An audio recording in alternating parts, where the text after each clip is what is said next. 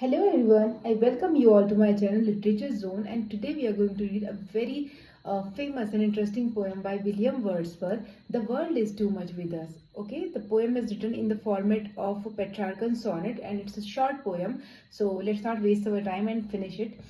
The world is too much with us. The world जो शब्द यहाँ पर वर्ल्ड लिखा हुआ है ये डिनोट करता है वर्ल्डलीनेस को. दैट मीन मटीरियलिज्म, सांसारिकता को रिप्रेजेंट करता है कि किस तरह से इंसान जो है वो सांसारिकता में डूब चुका है.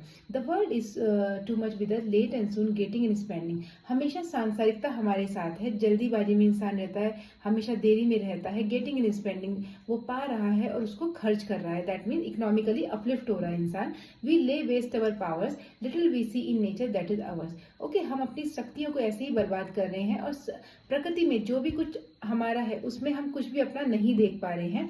Little we see in nature that is our, हम नेचर में अपना कुछ मान ही नहीं पा रहे हैं. We have given our hearts away, हमने अपने दिलों को त्याग दिया है, अपनी भावनाओं को त्याग दिया है. सॉर्डेड बून, ये तो क्या है, एक मॉरली स्टेन बून है हमारे लिए एक तरह का. ठीक है, आयरॉनिकल रिमार्क है कितना कि भले ही हमारे वरदान है बट कैसा है, नैतिक रूप से बहुत खराब है ये वरदान. This sea that bares her bosom to the moon, ये समुद्र जिसने अपने आप को चंद्रमा के सामने खोल दिया है. That mean it is showing a kind of intimacy between the sea and the moon.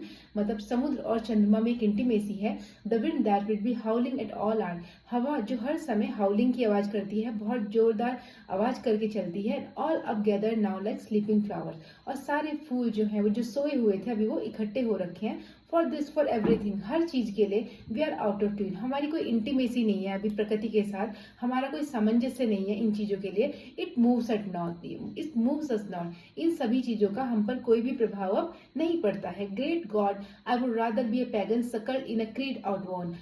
जो हमारा कवि है वो ईश्वर से क्या कह रहा है कि मैं एक पैगन बनना ज्यादा पसंद करूंगा, ऐसा व्यक्ति जो एथीस्ट है और जो मानसिक रूप से बिल्कुल कैसा है, पुराने ख्यालात का है. So I might standing on this pleasantly, और इसीलिए मैं इस बहुत ही सुहावने घास के मैदान पर खड़ा हूँ. Have glimpses that would make me less forlorn, मैं ऐसी साइट्स को देख रहा हूँ जिससे मुझे कम अकेलापन महसूस फील हो रहा है. Have sight of Proteus rising from the sea, और hear old Triton blow this his wreathed horn. Proteus और टाइटन जो यहाँ वर्ड्स दो लिखे हैं ये पुराने समय के देवता हैं, समुद्र के देवता हैं. वो कह रहे हैं कि मैं यहाँ समुद्र को खड़े होकर देखूंगा और मैं देखूंगा कैसे प्रोटियस जो समुद्र के देवता है वो उससे बाहर आएंगे और मुझे दर्शन देंगे. और ट्राइटन जिसके पास अपना क्या है, रीड हॉर्न, रीड मतलब ऐसे मतलब मुड़ा हुआ हॉर्न, मतलब एक तरह का क्या है उनका इंस्ट्रूमेंट है वो जिसको बजा रहे हैं.